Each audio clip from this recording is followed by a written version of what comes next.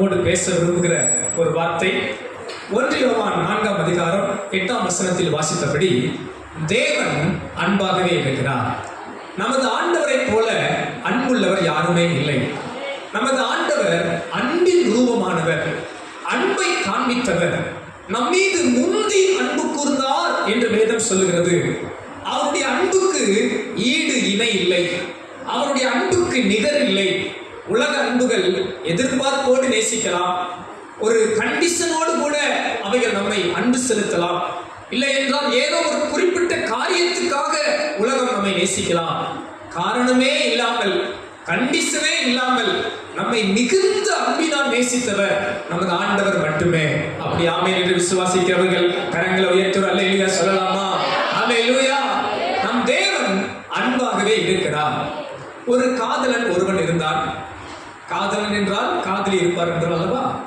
அந்த காதலியை ரொம்ப நேசித்தார். அந்த காதலன் அந்த காதலி மீது ரொம்ப அன்பு கூர்ந்தார். இப்பதான் வாலிப பிள்ளைகள் என்னை பார்த்து கொஞ்சம் சிரிக்கிறாங்க. சோத்திரம். தேவன் அன்பா இருப்பான்னு சொல்றப்பெல்லாம் அவங்களுக்கு சிரிப்பு வரல, இப்ப கொஞ்சம் சிரிப்பு வருது. பரவாயில்ல, எப்படியோ சிரிச்சா சந்தோஷம் தான். பாருங்க, அந்த காதலன் காதலியை ரொம்ப நேசிச்சான். அப்ப அந்த காதலியும் ரொம்ப நேசிச்சான். ஆனா அந்த காதலிக்கு இந்த காதலனோட அம்மாவை பிடிக்கல. அவங்க என்ன பிடிக்கலன்னு தெரியல, பிடிக்கல.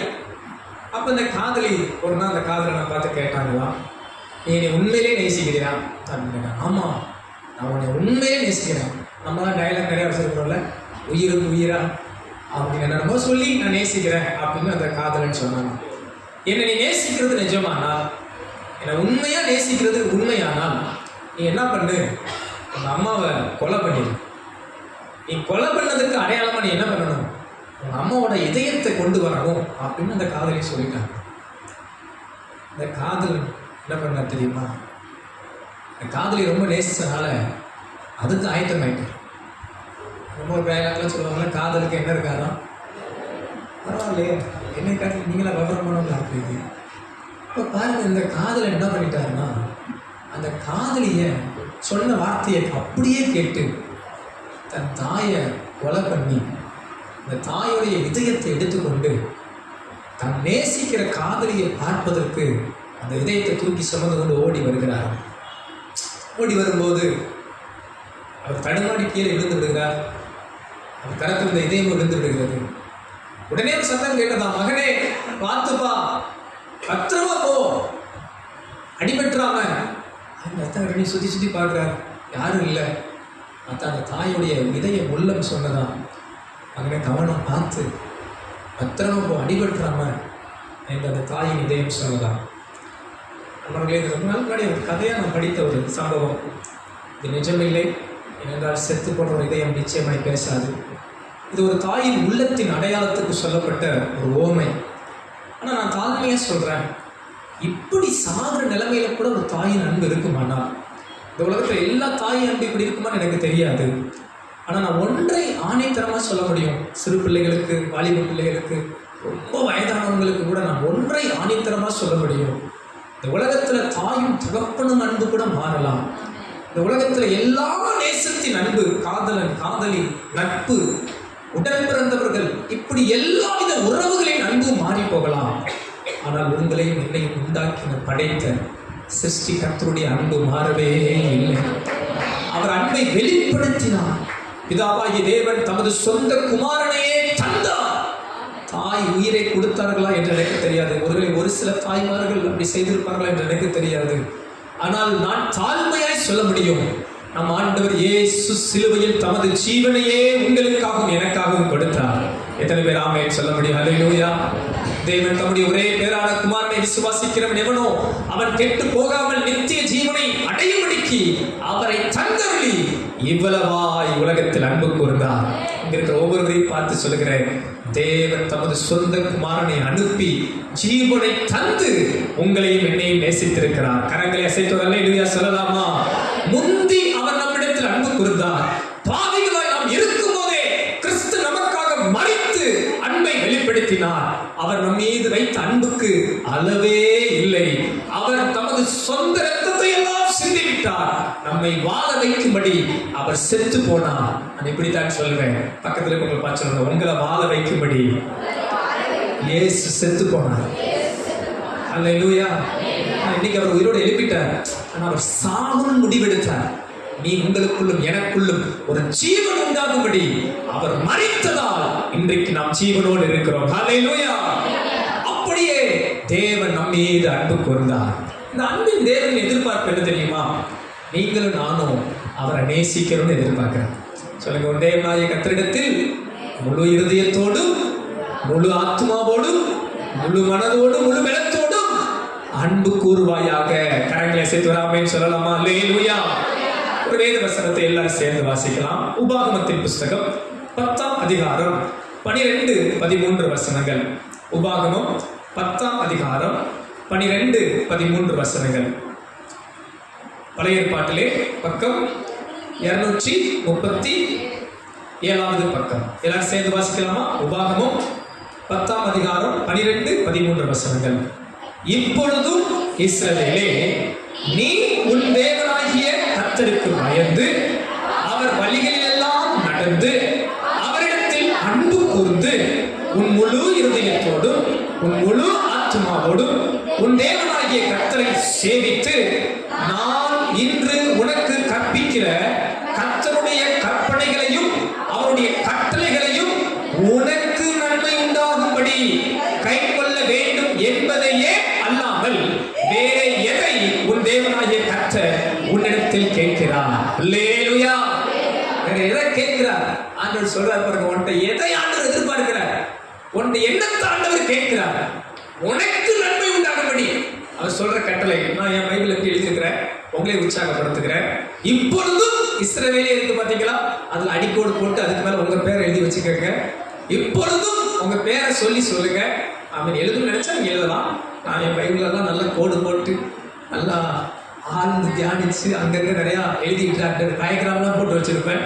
உங்களுக்கு அப்படி பழக்கிறதா பென்சிலோ இல்லை கலர் பென்சிலோ போட்டு பழக்கிறதா அந்த வசனத்துல நீங்க வாசிக்கும் போதெல்லாம் உங்க தனிப்பட்ட வாழ்வுக்கு எடுத்துக்கொள்ளுங்க. வாசிக்கலாமா? இப்போ உங்க பேரை சொல்லி நீங்க வாசிக்க போறீங்க, சரிங்களா? வாசிக்கலாமா? 12, 13 வசனம் சேர்ந்து வாசிப்போமா? இப்பொழுதும் உங்க பேரை சொல்லிருங்க. இப்பொழுதும் நீ உன் தேவனாகிய கர்த்தருக்கு பயந்து அவர் வழிகளில் நடந்து அவரிடத்தில் அன்பு கூர்ந்து உன் முழு இதயத்தோடும் உன் முழு ஆத்மாவோடும் உன் தேவனாகிய கர்த்தரை சேவித்து நான் இன்று உனக்கு கற்பிக்கிற கர்த்தருடைய கற்பனைகளையும் அவருடைய கட்டளைகளையும் உனக்கு நன்மை உண்டாகும்படி, அந்த இடத்துல கூட நீங்க உங்க பேரை கூட போட்டுக்கலாம். எனக்கு நன்மை உண்டாகும்படி, இல்ல உங்க பேரை சொல்லி கூட எனக்கு நன்மை உண்டாகும்படி கை கொள்ள வேண்டும் என்பதையே அல்லாமல் வேற எதை உன் தேவனாகிய கர்த்தர் உன்னிடத்தில் கேட்கிறார். ஹல்லேலூயா. அன்பானவர்களே, நீங்க அன்பு கூறுவது உங்களுக்கு நன்மையா?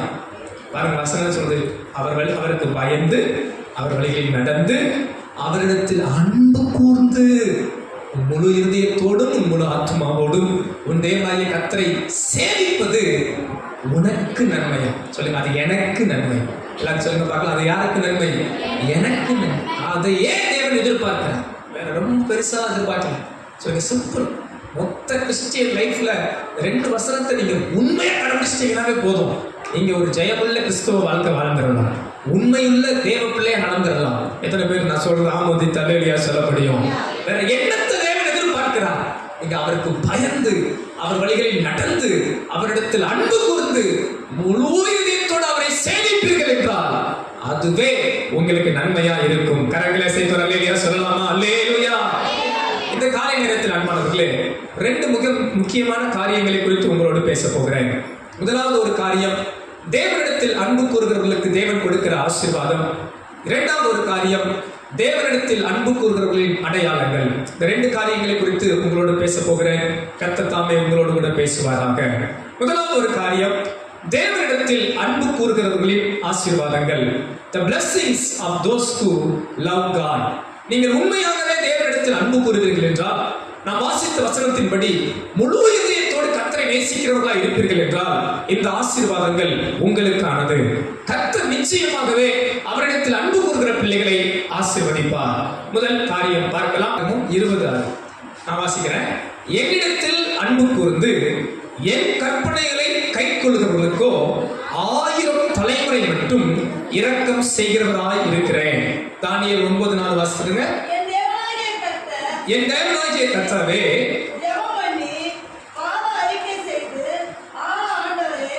ஆண்டவரே, உம்மில் அன்பு கூர்ந்து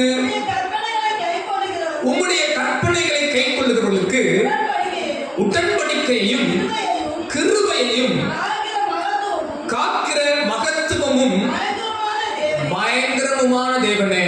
இங்கே தானியேல் ஜெபிக்கும் போது ஒரு வார்த்தை இப்படியாக சொல்கிறார், உம்மிடத்தில் அன்பு கூர்ந்து உமது கற்பனைகளை கைக்கொள்ளுகிறவர்களுக்கு தேவன் எப்படிப்பட்டவராக இருக்கிறாராம்? உடன்படிக்கையும் கிருபையையும் காக்கிற தேவன். யாத்திராகமத்தில் வாசிக்கிறோம், யார் இடத்தில் அன்பு கூறுகிறார்களோ அவர்களுக்கு 1000 தலைமுறை நான் இரக்கம் செய்வேன் என்று வாக்கு கொடுக்கிறார். அப்படியானால் அன்பானவர்களே, முதல் ஒரு காரியம், கர்த்தர் அவரிடத்தில் அன்பு கூறுவதற்கு கொடுக்கிற ஆசீர்வாதம் என்ன? முதல் காரியம் குறித்துக் கொள்ளுங்கள், கர்த்தருடைய இரக்கமும் கிருபையும் ஆசீர்வாதமும் அவர்களுக்கு கிடைக்கும்.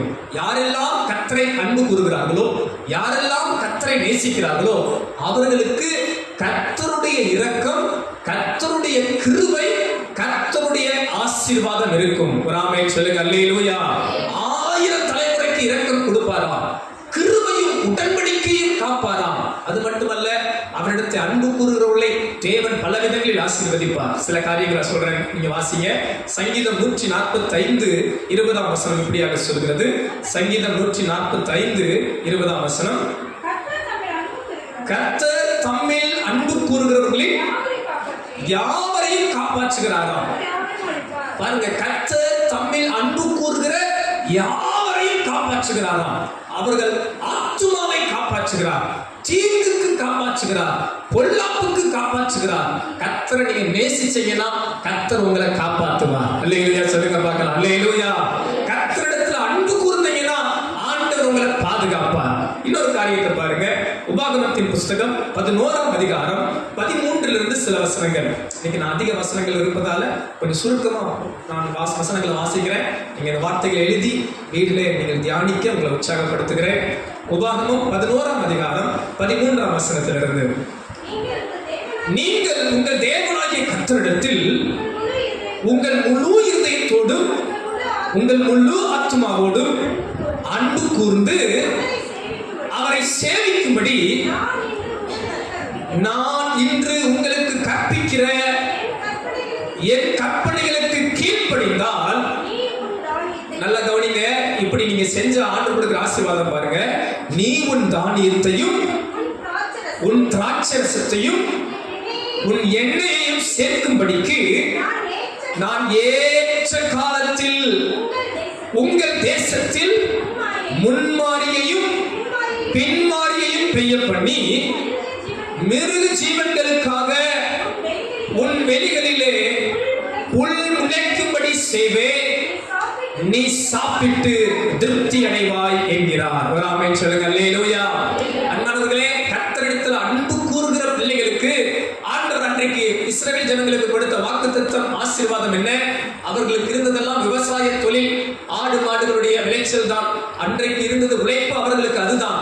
அப்போது அவர் சொல்லுகிறார் பாருங்கள், உன் தானியம் உன் திராட்சரசம் உன் எண்ணெய் நீ சேர்த்து வைக்கும்படி ஏற்ற காலத்துல முன்மாறி பின்மாறி பெய்யும், உன் மிருக ஜீவன்களுக்கு நிலத்தில் புல் முளைக்கும், நீங்க நன்றாக சாப்பிட்டு திருப்தியா இருப்பீர்கள், சேர்த்து வைப்பீர்கள் என்று ஆசீர்வதிக்கிறார். அல்லேலூயா.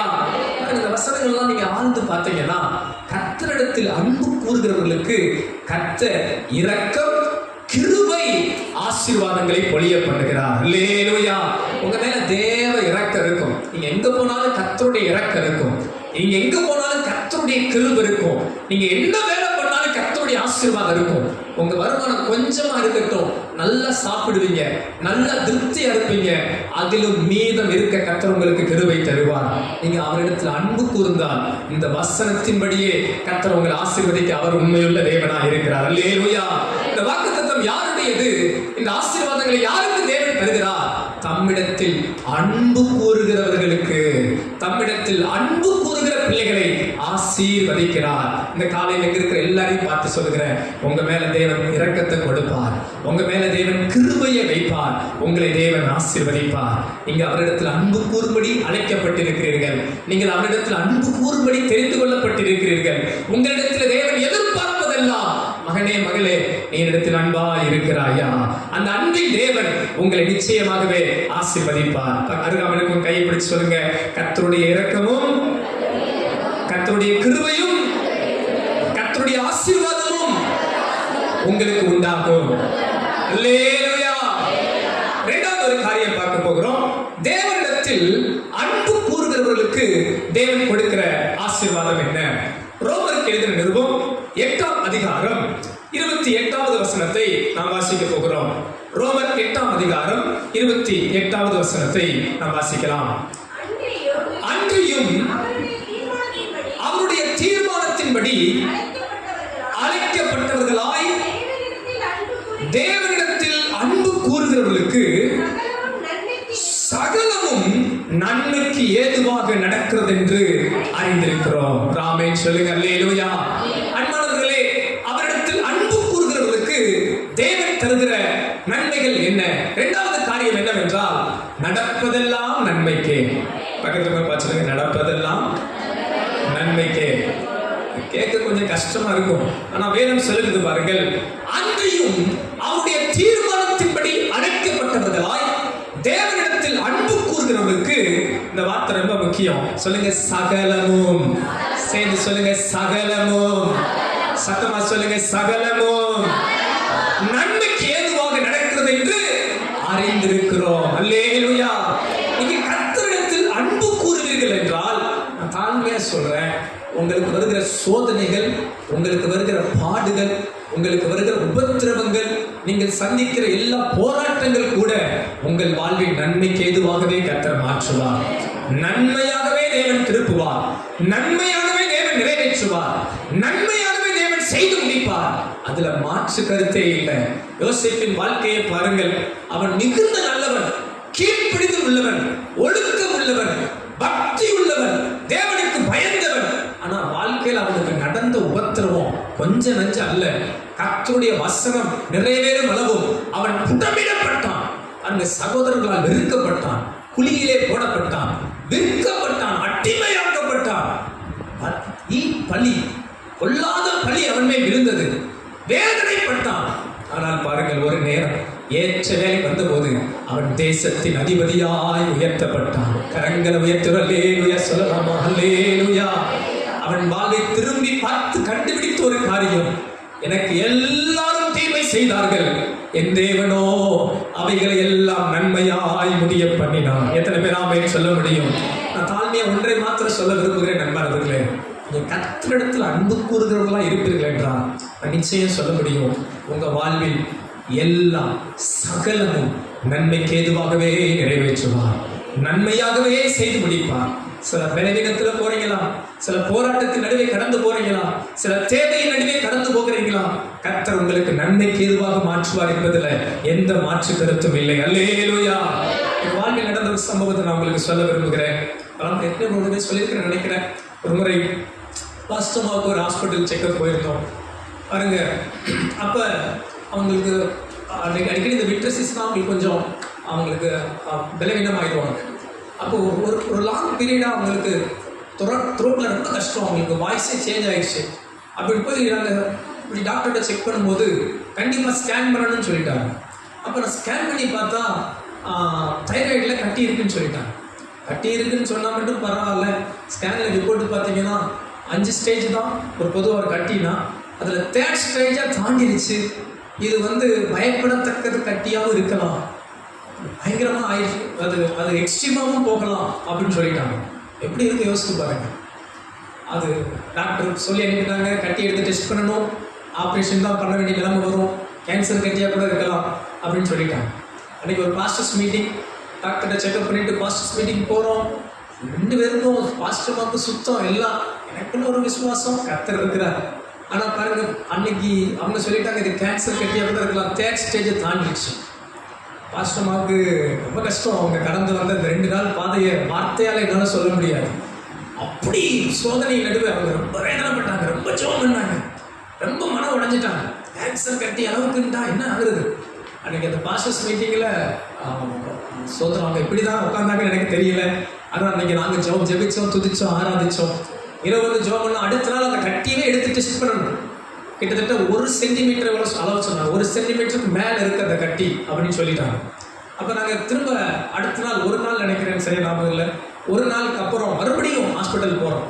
ஹாஸ்பிட்டலில் போய் காமிச்சு நாங்கள் சரி எங்களுக்கு தெரிஞ்ச டாக்டர்ஸ், எங்களுக்கு தெரிஞ்ச கொஞ்சம் நர்சஸ்லாம் டிஸ்கஸ் பண்ணோம். நல்லது தான், அவங்க சொன்னது கரெக்டு தான், நீங்கள் போய் செக் பண்ணிடுங்க, மறுபடியும் அந்த கட்டி எடுத்து டெஸ்ட் பண்ணி பார்த்துட்டு ஆப்ரேஷன் பண்ணணும்னா அதுதான் பெஸ்ட் வே அப்படின்னு சொல்லி 2-3 டாக்டர் எனக்கு ஒப்பீனியன் அனுப்புனாங்க. சரி, நான் அதனால் என்ன பண்ணிட்டேன், ஓகே நம்ம அதை ஃபாலோ பண்ணுவோம் அப்படின்னு நாங்கள் ஜாப் பண்ணிவிட்டு ஒரு நாள் கழிச்சு நாங்கள் ஹாஸ்பிட்டலில் போகிறோம். ஹாஸ்பிட்டலில் போய் மறுபடியும் அங்கே ஸ்கேன் பண்ணுறாங்க. மறுபடியும் ஸ்கேன் பண்ணுனா பாருங்கள், அவங்க ஸ்கேன் பண்ணிட்டு பார்த்துட்டு அந்த கட்டியை கண்டுபிடிக்க முடியல அவங்களால. ஒரு 24 மணி நேரம் மறுபடியும் பாருங்க, அந்த ஸ்கேன் தேடுறாங்க, அந்த கட்டியை பார்க்குறாங்க. முதல் நாள் ரிப்போர்ட் எங்கிட்ட 1 சென்டிமீட்டர் 1 mm கட்டி இருக்கு. 2 நாள் தான், அதிகபட்சம் 2 நாள் இருக்கும். அன்னைக்கு ரிப்போர்ட் வாங்கிட்டு அன்னைக்கு ஜாப் வாங்கிட்டு அடுத்த நாள் போய் அங்கே போய் மறுபடியும் போய் சேராங்க. மைண்டில் பிளான் பண்ணிட்டு போயிட்டோம், கட்டி எடுத்து டெஸ்ட் பண்ணிட்டு ஆப்ரேஷன் பண்ணவும் ரெடி, அந்த மைண்ட் செட்டில் போகிறோம். ஆனால் பாருங்க, ஹாஸ்பிட்டல் அதே ஸ்கேன் டிபார்ட்மெண்ட் முதல் நாள் எங்களுக்கு ரிப்போர்ட் வாங்கும் போதே 2 தடவை செக் பண்ணி ஸ்கேன் பண்ணி பார்த்தாங்க. 2வது தடவை நாங்கள் போய் காமிக்கிறோம், ஸ்கேன் பண்ணி பார்க்குறோம், பார்த்தா அவங்களால கட்டி தேட முடியல. கட்டி அளவு 1 சென்டிமீட்டர் இல்லை, ரொம்ப சின்ன கட்டியாக இருக்குது, இது உங்களுக்கு அலர்ஜியினால வந்திருக்கும் அப்படின்னு சொல்லிட்டு நீங்கள் ஒன்றும் பண்ண தேவையில்லை, கட்டி மாறிடுச்சு மறைஞ்சிருச்சு அப்படின்னு சொல்லி பழைய ரிப்போர்ட்டை வாங்கிட்டு புது ரிப்போர்ட் கொடுக்குறாங்க. அதில் கட்டி இல்லாத ரிப்போர்ட். நான் பழைய ரிப்போர்ட்டை ஃபோட்டோ எடுத்தனால இந்த ஃபோட்டோ காப்பி 2 ரிப்போர்ட் ஃபோட்டோ இருக்குது. ஒரு ரிப்போர்ட் காப்பி 1 சென்டிமீட்டர்னு சொல்லுது, இன்னொரு ரிப்போர்ட் காப்பி ரொம்ப கம்மி, ஒன்றும் இல்லை, தேர்ட் ஸ்டேஜ்லாம் இல்லை, நீங்கள் செக்கப் ரெகுலராக நீங்கள் பார்த்துக்கங்க அவ்வளோதான் அப்படின்னு சொல்லத்தக்க அப்படின்னு செகண்ட் ரிப்போர்ட் கிடச்சிச்சு. கரம் ஏற்றுற வெளியே சொல்லலாம்னா பாருங்க, இந்த தாழ்மையாக சொல்கிறேன். ஆனால் அந்த 2 நாள் நாங்கள் பட்ட வேதனை கொஞ்சம் நெஞ்சம் இல்லை. ஏன்னா ஒரு பயப்படுகிற கட்டி இருக்குது அப்படின்னா எப்படி இருக்கும்? 2 நாள் எங்களுக்கு இருந்த மன உளைச்சல் வேதனை கொஞ்சம் நெஞ்சம் இல்லை. தாழ்மையாக சொல்கிறேன், அந்த சம்பவம் நடந்து ஒரு 2 வாரத்துக்குள்ள உண்மையிலே கட்டி வந்து பாதிக்கப்பட்ட ஒரு 2 பேருக்கு பாஸ்டமாக சாட்சி சொல்லி அவங்களை உற்சாகப்படுத்தி அவங்களுக்காக ஜெபம் பண்ணி அவங்கள தைரியப்படுத்த கர்த்தர் அவங்களை பயன்படுத்தினார். நாங்கள் கடந்து அப்போ தான் திரும்பி பார்த்து நாங்கள் நினைச்சோம், சார் நாங்கள் 2 நாள் பட்ட அந்த வேதனை, பலருடைய காயத்தை, பிறருடைய காயத்தை ஆற்றவும் தேற்றவும் அவர்களுக்காக ஜெபிக்கவும் கர்த்தர் இந்த சோதனைக்கு உள்ளாயங்களை நடத்தி போனார் என்று நாங்கள் புரிந்து கொண்டோம். அன்பார்களை தாழ்மையாக சொல்கிறேன், உங்கள் வாழ்க்கையில் தேவன் அனுமதிக்கிற எல்லா காரியமும் நான் நிச்சயம் விசுவாசிக்கிறேன், 100க்கு 100 விசுவாசிக்கிறேன், சகலத்தையும் நன்மைக்கு எதுவாகவே மாற்ற அவர் நல்லவராக இருக்கிறார். சில காரியம் அப்போ நமக்கு புரியாது. யோசேப்புக்கு குழியில விழும்போது அவனுக்கு புரிஞ்சிருக்காது. சகோதரர்கள் பகைத்த போது யோசேப்புக்கு புரிஞ்சிருக்காது. சகோதரர்கள் போத்திபார் வீட்டில் அடிமையாய் விற்ற போது புரிஞ்சிருக்காது. அவன் அவமானப்படுத்தப்பட்ட போது புரிஞ்சிருக்காது. போத்திபாரின் மனைவி அவன் மேல வீண்பலியை போட்ட போது புரிஞ்சிருக்காது. சிறைச்சாலையில் அவன் கஷ்டப்பட்ட போது புரிஞ்சிருக்காது.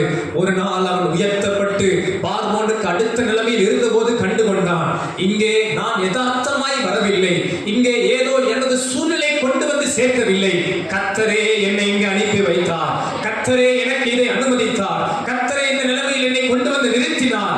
காரணம், என்னை கொண்டு ஏதோ ஒன்று செய்ய என் தேவன் சித்தமுள்ளவராய் இருந்தார். ஹல்லேலூயா. என் வாழ்க்கையிலே நன்மைக்கு ஏதுவாகவே கர்த்தர் செய்வார். காரணம், நான் அவரிடத்தில் அன்பு கூறுகிறபடியா எனக்கு சகலமும் நன்மைக்கு ஏதுவாகவே நடக்கும். அருகாமல் இருக்கவங்க பார்த்து சொல்லுங்களேன், நீங்கள் கர்த்தரிடத்தில் அன்பு கூறுகிறபடியா உங்களுக்கு நடப்பதெல்லாம் நன்மைக்கு. ஹல்லேலூயா. அன்பர்களே, தேவனிடத்தில் அன்பு கூறுகிறவர்களுக்கு கிடைக்கிற ஆசீர்வாதம் என்ன? முதல் காரியம் பார்த்தோம், கர்த்தர் இரக்கமும் கிருபையும் ஆசீர்வாதத்தையும் தருகிறார். 2வது காரியம் பார்த்தோம், நடப்பதெல்லாம் நன்மைக்கு. 3வது காரியம் பார்க்கலாம், கர்த்தரிடத்தில் அன்பு கூறுவதற்கு தேவன் வைத்திருக்கிற ஆசீர்வாதம். யாக்கோபுவின் புஸ்தகம் 2ஆம் அதிகாரம் 5ஆம் வசனத்தை பாருங்கள். யாக்கோபு புஸ்தகம், யாக்கோபின் நிருபம் 2ஆம் அதிகாரம் 5ஆம் வசனம். என் பிரியமான சகோதரரே, கேளுங்கள், தேவன் இவ்வுலகத்தின் தரித்திரரை விசுவாசத்தில் ஐஸ்வர்யவான்களாகவும் தம்மிடத்தில் அன்பு கூறுகிறவர்களுக்கு தாம் வாக்குத்தத்தம் பண்ணின ராஜ்யத்தை சுதந்திரிக்கிறவர்களாகவும் தெரிந்து கொள்ளவில்லையா? ஒரு ஆமென் சொல்லுங்க. அல்லேலூயா. வேதம் சொல்லுது பாருங்க, தம்மிடத்தில் அன்பு கூறுகிறவர்களுக்கு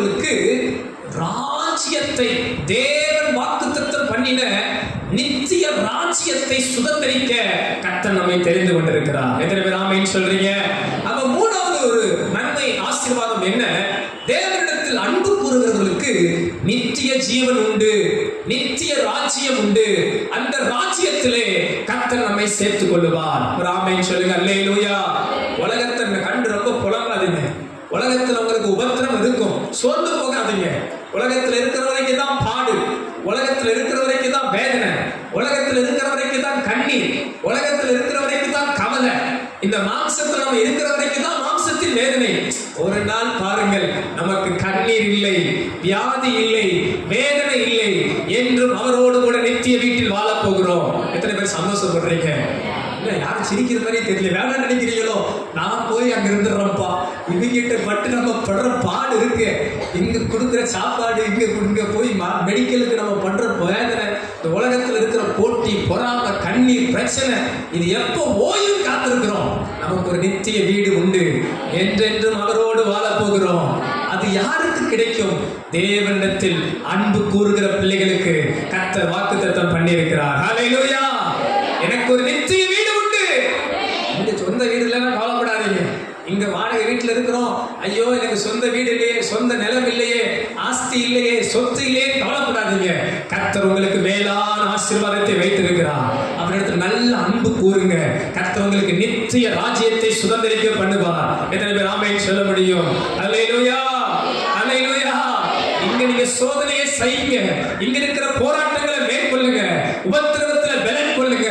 தேவன் ஜெயம் எடுத்தார், இந்த பூமியில உங்களை ஜெயிக்க வைப்பார். பாடுகளின் நடுவே, போராட்டத்தின் நடுவே, பிரச்சனையின் நடுவே தேவன் உங்களோடு இருந்து ஜெயம் கொடுப்பார். உங்களை நித்திய வீட்டுக்கு கர்த்தர் அழைத்து செல்ல போகிறார். அன்பு கூறுகிறவர்களுக்கு எத்தனை பேர் ஆமென் சொல்றீங்க? அல்லேலூயா. இயேசுவிடத்துல அன்பு கூறணும். தேவனிடத்துல அன்பு கூறுகிற பிள்ளைகளுக்கு அங்கே தேவன் நித்திய வீட்டை வைத்திருக்கிறார். ஆமென். யாக்கோபின் நிருபத்தில் 1ஆம் அதிகாரம் 12ஆம் வசனம் சொல்லுகிறது. யாக்கோபு 1:12 பாருங்கள். சோதனையை சகிக்கிற மனுஷன் பாக்கியவான், அவன் உத்தமன் என்று விளங்கின பின்பு கர்த்தர் தம்மிடத்தில் அன்பு கூறுகிறவர்களுக்கு வாக்குத்தத்தம் பண்ணின ஜீவ கிரீடத்தை பெற்றுக் கொள்ளுவான். ஒரு ஆமென் சொல்லுங்க. அல்லேலூயா. இங்க இருக்கிற போராட்டத்தை சகிங்க, இங்க ஆண்டவருக்காக வைராக்கியமா வாழுங்க. உங்களுக்கு ஒரு பரிசு இருக்கு, பரலோகத்துல ஒரு ஜீவ கிரீடம் இருக்கு. பக்கத்துல பார்த்து சொல்லுங்க, பரலோகத்துல உங்களுக்கு ஒரு ஜீவ கிரீடம் இருக்கு. அல்லேலூயா. இங்க நீங்க நீதி நிமித்தம் துன்பப்படுறீங்களா? பாக்கியவானா இருப்பீங்க. பாடுகள், உபத்திரவங்களை சந்திக்கிறீங்களா? பாக்கியவானா இருப்பீங்க. உங்க உண்மைக்கு இந்த உலகத்துல பலன் இல்லாம இருக்கலாம், உங்க தியாகத்துக்கு இந்த உலகத்துல பலன் இல்லாம இருக்கலாம், உங்க நேர்மைக்கு நீதிக்கு இந்த உலகத்துல பலன் இல்லாம இருக்கலாம். நீங்க கர்த்தரிடத்துல அன்பு கூர்ந்து வைராக்கியமா இருங்க. நித்திய வீட்டிலே கர்த்தர் உங்களுக்கு ஒரு ஜீவ கிரீடத்தை வைத்திருக்கிறார். அல்லேலூயா. அன்றைக்கு ஏழையா இருந்த அந்த லாசரு தரித்திரனா இருந்தான், ஆனால் ஆபிரகாமின் மடியில் அங்கே தேற்றப்பட்டான். ஒருவேளை இங்கு துன்மார்க்கர்களும், பொல்லாதவர்களும், அநீதிக்காரர்களும், அக்கிரமக்காரர்களும் செழிப்பாய் நன்மையாய் இருக்கிறது போல் தெரியும். ஒரு ஐஸ்வர்யவான் அப்படித்தான் இருந்தான், ஆனால் அங்கே அவன் நரகத்திலே வேதனைப்பட்டான். தேவனிடத்தில் அன்பு கூறுகிற பிள்ளைகளே, கர்த்தர் உங்களுக்கு தந்ததுல மகிழ்ச்சியா இருங்க. கர்த்தர் உங்களுக்கு தந்ததுல உண்மையா இருங்க. கர்த்தர் உங்களுக்கு தந்ததுல நேர்மையா இருங்க, நீதியா இருங்க. ஆண்டவர் உங்களை நித்திய ராஜ்யத்தில் என்றென்று மகிழ பண்ண போகிறார். எத்தனை பேர் ஆமென் சொல்ல போறீங்க? அல்லேலூயா. முகமுகமாய் அவரை நான் காண போகிறேன், நித்திய வீட்டிலே அவரோடு கூட நான் இருப்பேன். வேதம் சொல்லுகிறது, அங்கே கண்ணீர் யாவையும் கர்த்தர் துடைக்க போகிறார். அல்லேலூயா. பலவீனன் பலவானாய் மாறுவான். அங்கே நமக்கு வியாதி இல்லை, இனி மரணம் இல்லை. இரண்டாம் மரணம் அவர்களை மேற்கொள்ள முடியாது. எத்தனை பேர் விசுவாசிக்கிறீங்க? மரணம் நம்மை மேற்கொள்ள முடியாது. தேவனிடத்தில் அன்பு கூறுகிற நமக்கு நித்திய ராஜ்யம் உண்டு. ஹல்லேலூயா. முதல் காரியம், இந்த காலையில் ஆண்டவர் நம்மிடத்தில் பேசின காரியம், தேவனிடத்தில் அன்பு கூறுகிறவர்களின் ஆசீர்வாதம் என்ன? முதல் காரியம், தேவன் இரக்கமும் கிருபையும் ஆசீர்வாதத்தை கொடுக்கிறார். இரண்டாவது காரியம், நமது வாழ்க்கையில் இந்த பூமியில் நடப்பதெல்லாம் நன்மைக்கு. சாகிற வரைக்கும் சொல்றேன், நீங்க வீட்டுல நல்லதே நடக்கும்னு நினைங்க. ஆமென் சொல்லுங்க. சிலர்லாம் நல்ல காலம் கெட்ட காலம் தேடுறாங்க. இந்த நேரம் நல்ல நேரம், இந்த நாள் நல்ல நேரம். என்கிட்ட கேளுங்க, எல்லா நேரமும் நல்ல நேரம், எல்லா நாளும் நல்ல நாள். கர்த்தர் உங்களுக்கு நன்மையானதை தான் தருவார். எத்தனை பேர் விசுவாசிக்கிறீங்க? என் வாழ்க்கையில் நடப்பதெல்லாம் நன்மைக்கு. ஜாதகம் ஜோசியம் பார்த்து உலகம் தேடுது, நல்ல காலம் எப்பன்னு தேடுது. நல்ல நேரத்துல பிள்ளை பிறக்கணும்னு சொல்லி சார் நல்ல நேரத்துல ஆபரேஷன் பண்ணி பிள்ளை எடுக்கிறான். அவனுக்கும் காய்ச்சல் வரதான் செய்யுது, அவனுக்கும் பலவீனம் வரதான் செய்யுது, அவர்களுக்கும் போராட்டம் வரதான் செய்யுது. அன்பானவர்களே, இங்க கர்த்தரிடத்துல அன்பு கூர்ந்தா ஆணித்தரமா சொல்றேன், எல்லாம் நன்மைக்கே. சோதனை, பாடு, வனாந்தரம் கூட நன்மைக்கே. உங்களுக்கு எல்லாம் நன்மைக்கு எதுவாக கர்த்தர் செய்வார். மூன்றாவது காரியம், நித்திய ராஜ்யத்தை கர்த்தர் வைத்திருக்கிறார். ஹல்லேலூயா. எத்தனை பேர் கர்த்தரிடத்துல அன்பு கூறவா சந்தோஷமா இருக்கிறீங்க? கடமையை சொல்லுங்க, நாங்கள் அன்பு கூறுவ ஆண்டவரே, அன்பு கூறுவ ஆண்டவரே. சத்தமா சொல்லலாம், அன்பு கூறுவ ஆண்டவரே. நான் அவரிடத்தில் அன்பு கூறுவதினால் தேவன் எனக்கு அந்த ஆசீர்வாதங்களை வைத்திருக்கிறார். ஹல்லேலூயா. அன்பு கூறுவே இன்னும் அதிகமா